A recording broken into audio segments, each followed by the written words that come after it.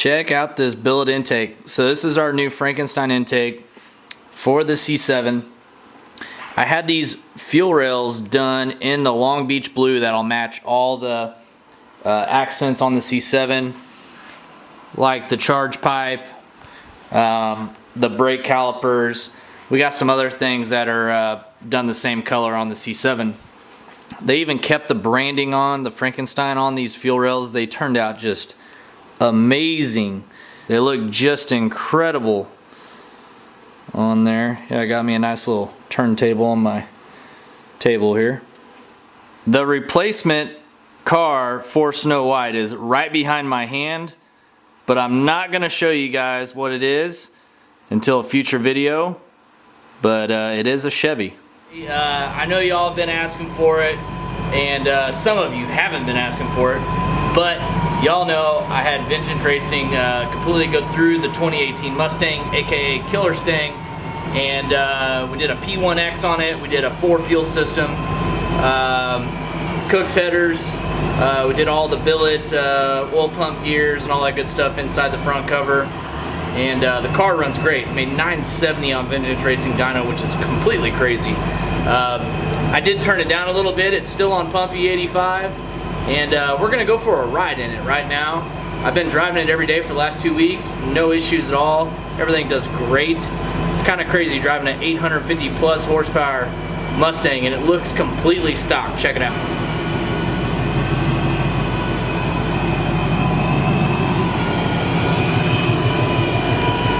As you can see, I took the welds off, put the stock wheels back on. Still got the stock exhaust on it, it's just got headers. It's pretty crazy.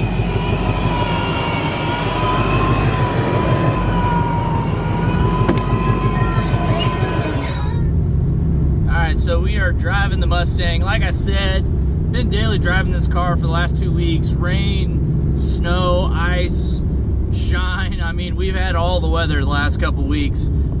Here in Kansas City, Missouri. Just leaving my neighborhood right now. Car drives great. As you can probably hear, you can hear the Pro Charger up there. It does have a open race valve on it. It is a P1X. It is on a 355 pulley, so it's still making some steam. I went ahead and put the intake and the filter on there, and we pulled some timing out of it. Car probably makes still around probably 850, 860 wheel horsepower. Stock 10-speed transmission. Haven't really had any issues with it yet. Just took a little bit of tuning to get it to shift at wide open throttle, especially in the 5th, 6th, and 7th gears. But we have completed that. Vengeance Racing kind of worked with me over email, and we got that all fixed up. Whenever I picked up the car at Vengeance, whenever they got finished with it, it'd been raining for like a week straight there. So they weren't able to take the car out and do some testing with the transmission on the street. So we got that all figured out. Everything's good. I'm running pump E85 right now. Here in Kansas City, there's an E85 station about 15 minutes from my house. They always have pretty solid E85, so I'm pretty blessed with that. That I do have a gas station. It made the 970 wheel horsepower on Ignite E90, which I do have some of that at the house too. I just don't really drive around on it all the time because I don't need to. We're just gonna go do some pulls in the car, find a nice open back road somewhere, and see if we can get some speed up, see how it does.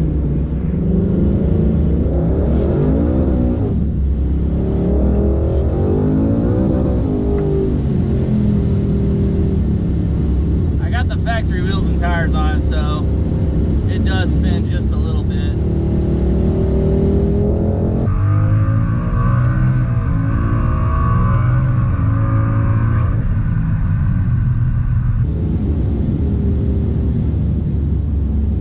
Don't worry about the flashing check engine light.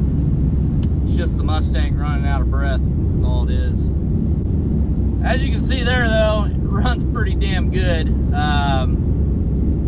Probably eventually I will I'll send the trans out to our buddy Brett LaSala down in Florida, and have him go through the trans, put the basically the ZL1 clutches in it. The ZL1's got a 10R90E, and this is a 10R80E. So the ZL1 definitely has a little bit beefier of a transmission. You can tell too. I got both of them, so the ZL1 definitely shifts a lot better, especially up in the higher speeds, I should say.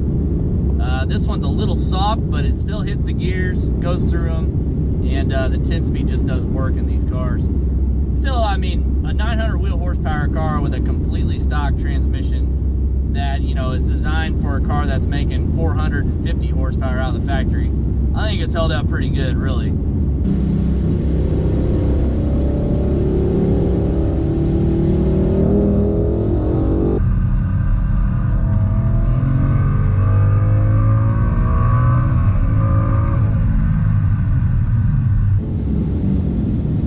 Old Mustang runs pretty damn good, people.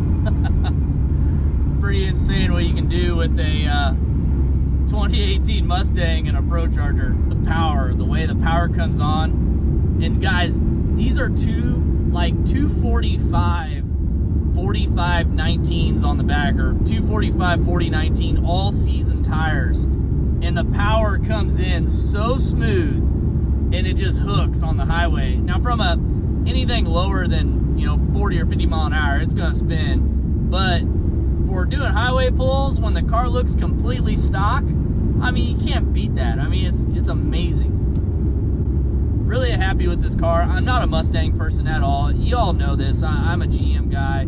I bought one of these Mustangs just to see what the hype was about. They're not badly priced. They're fairly cheap, and I needed a daily driver that I didn't mind putting, you know, 10,000 miles every 6 months on.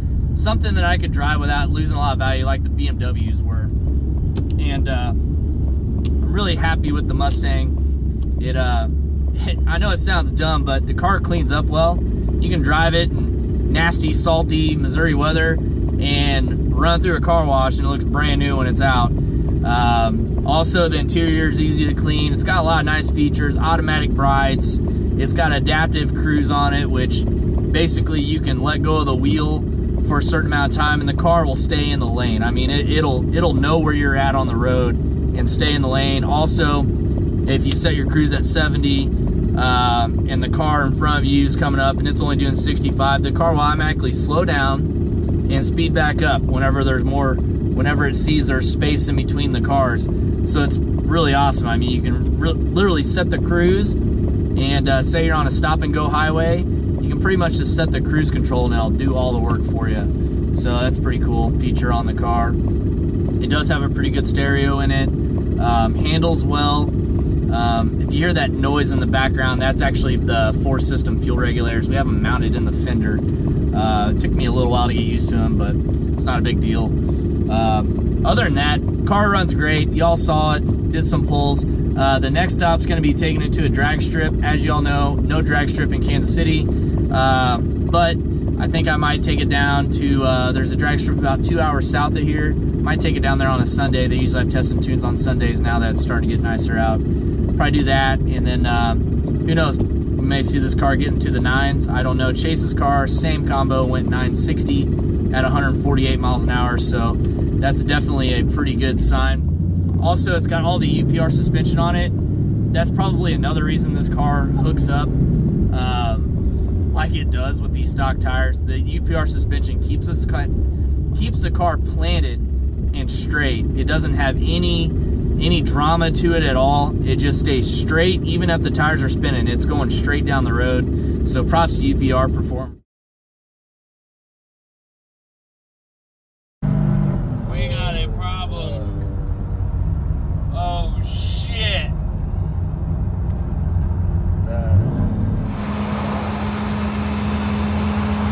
Alright, so the Mustang, I think she blew up.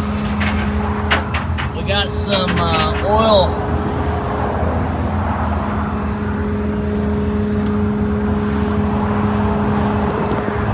Got oil under there. Well, just here a little bit ago, I actually got an engine for Killer Stang. A friend of mine had it up at his shop. It's actually out of a wrecked F-150 2019. It had 58 miles on it. They wrecked it on the PDR drive to get gas in it and towed the truck out.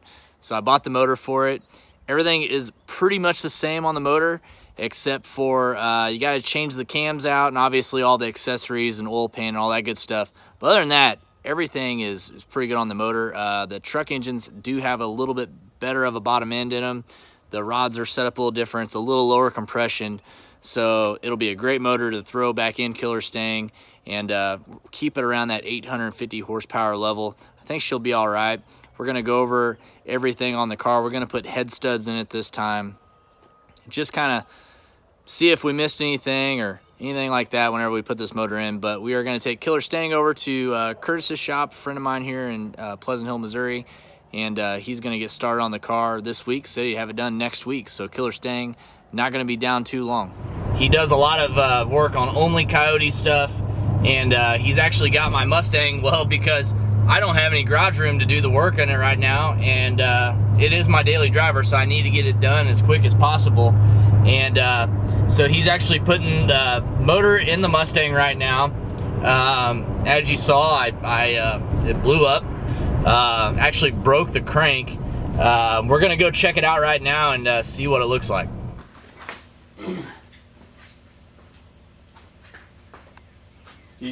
All right, so this is a new motor, 2019 F-150 motor. This motor has 58 miles on it. Picked it up from a friend of mine that had it out of a wrecked truck. We're gonna change the cams over because the Mustang cams are different than the F-150 cams, and then put billet oil pump gears, and also we're gonna put some head studs, head bolts on it, ARP head bolts. And this goes up with the body.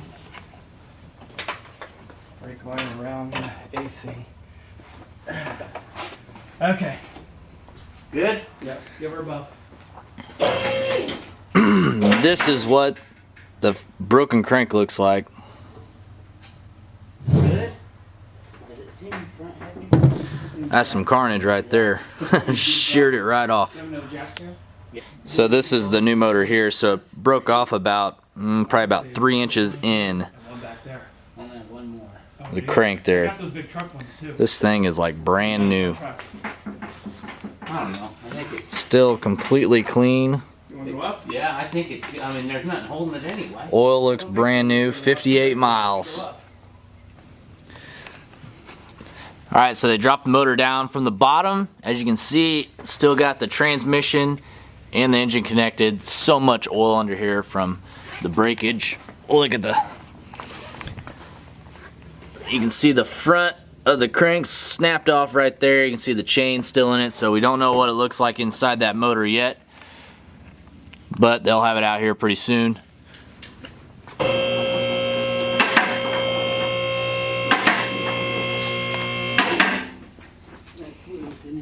Yeah.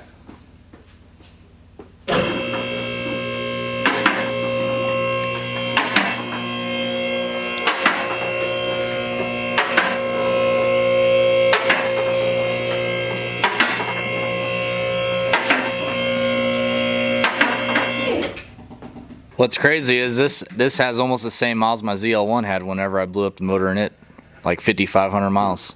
It's just not been a good month. You're consistent, bro. Yeah. I give you consistency. I am consistent.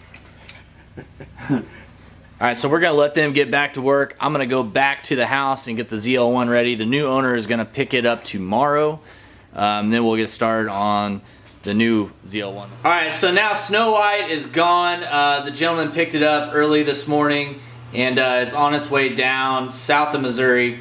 And now I can show you all what replaced Snow White.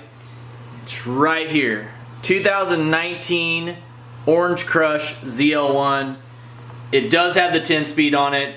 If you're all wondering why I would sell a completely built car for a stock one, well, I've had a love for Hugger Orange for a long time, and I've always wanted a Hugger Orange Camaro. I've never really found the right 99 Hugger Orange. That was the only year in the 4th gens they made it. And then obviously they made it in the 1st gens. But I've never found a 99 Hugger Orange. That's the Camaro I really want. I've not been able to find one that I've wanted. Then they came out with this color in the ZL1, and it would not leave my mind. I just had to have one. And unfortunately Snow White had to go, but now we got The orange one, aka we're gonna call it Nemo. I think it's a good name for the car. So as you can see, it's orange. This isn't red. It's kind of hard to see in the camera lighting. This is as close as you can get to Hugger Orange. So in 1999, they had a very limited production of Hugger Orange Camaros, and then obviously back in the first gen days, Hugger Orange was a very popular color. And then they brought it back in 2019. As you can see, it's got the new design taillights. Rear bumper's got like a little ridge in it. Other than that, it's a lot of the same stuff that was on Snow White. The interior all still looks the same. It does have a pretty cool rear view mirror. It's actually an LCD screen that is a camera right here on the back of the spoiler. So I don't know if I'll be able to take this spoiler off and put the same style I had on Snow White, but maybe someone will come out with something that you can integrate that camera in.